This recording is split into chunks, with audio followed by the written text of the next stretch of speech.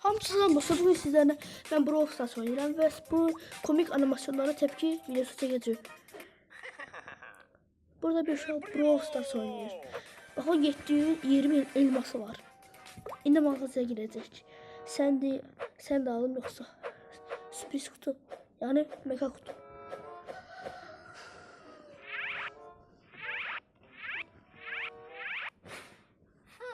Dostlar burada fikirləşir ki, gidip teyze sen de alın yoksa kutunun içinden bir de Spike, Crow, Leon, Seed, sen de yani bütün hamısı çıxa bilər.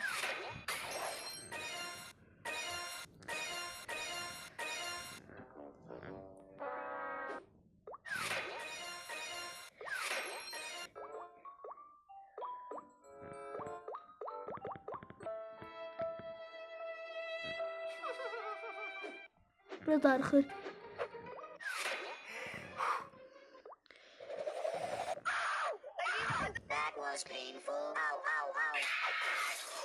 Burada şey isterim.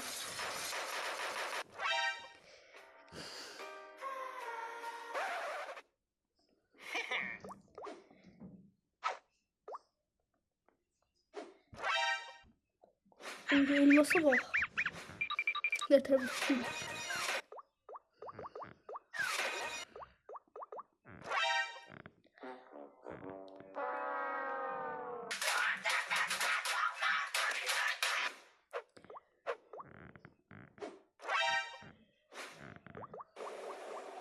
Dostlar burada her şey satılacak. One eternity later.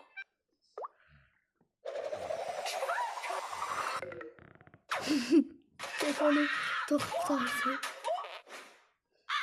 Aha, evi de satılıp ki.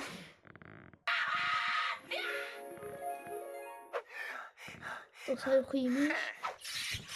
Bakın. Ay dostlar, gerçeğiymiş. Salamlar, videomuz bu kadardı.